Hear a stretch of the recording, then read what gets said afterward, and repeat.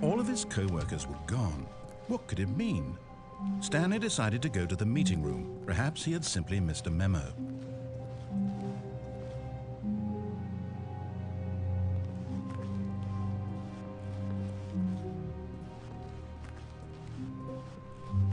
When Stanley came to a set of 2 open doors, he entered the door on his left.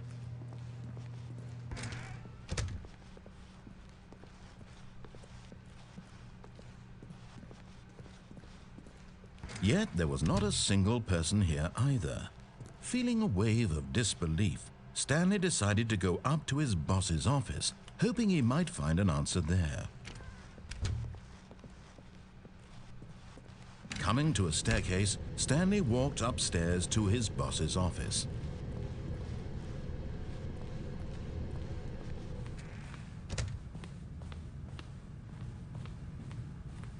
Stepping into his manager's office, Stanley was once again stunned to discover not an indication of any human life. Shocked, unraveled, Stanley wondered in disbelief who orchestrated this. What dark secret was being held from him? What he could not have known was that the keypad behind the boss's desk guarded the terrible truth that his boss had been keeping from him. And so the boss had assigned it an extra secret PIN number, 2845. But of course, Stanley couldn't possibly have known this.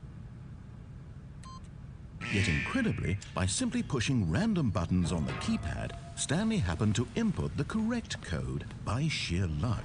Amazing. He stepped into the newly opened passageway.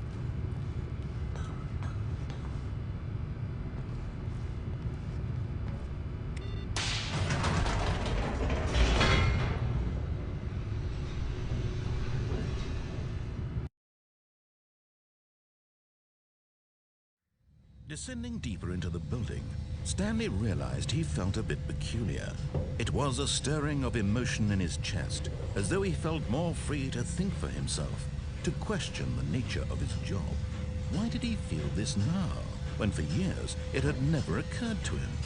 This question would not go unanswered for long.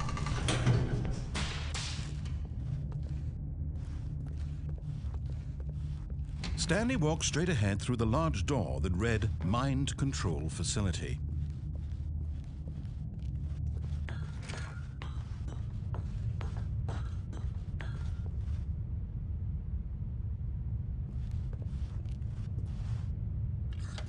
The lights rose on an enormous room packed with television screens. What horrible secret did this place hold? Stanley thought to himself. Did he have the strength to find out?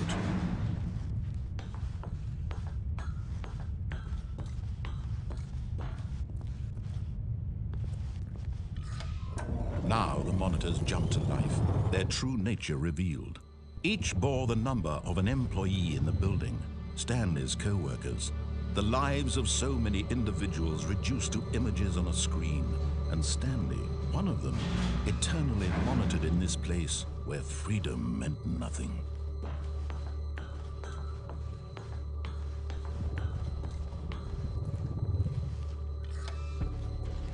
This mind control facility, it was too horrible to believe. It couldn't be true. Had Stanley really been under someone's control all this time? Was this the only reason he was happy with his boring job? That his emotions had been manipulated to accept it blindly? No, he refused to believe it. He couldn't accept it. His own life in someone else's control? Never! It was unthinkable, wasn't it? Was it even possible? Had he truly spent his entire life utterly blind to the world? But here was the proof, the heart of the operation. Controls labeled with emotions, happy or sad or content. Walking, eating, working, all of it monitored and commanded from this very place. And as the cold reality of his past began to sink in, Stanley decided that this machinery would never again exert its terrible power over another human life. For he would dismantle the controls once and for all.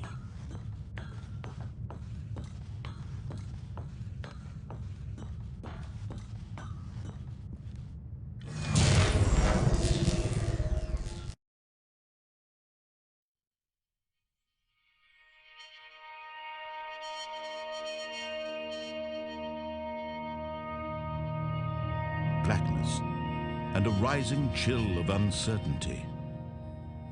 Was it over? Yes! He had won! He had defeated the machine, unshackled himself from someone else's command. Freedom was mere moments away. And yet, even as the immense door slowly opened, Stanley reflected on how many puzzles still lay unsolved. Where had his co-workers gone? How had he been freed from the machine's grasp? What other mysteries did this strange building hold?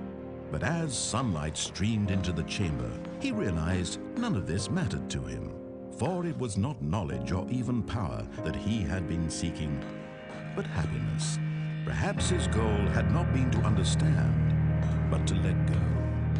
No longer would anyone tell him where to go, what to do, or how to feel. Whatever life he lives, it will be his. And that was all he needed to know. It was perhaps the only thing worth knowing. Stanley stepped through the open door. Stanley felt the cool breeze upon his skin, the feeling of liberation, the immense possibility of the new path before him. This was exactly the way, right now, that things were meant to happen. And Stanley was happy.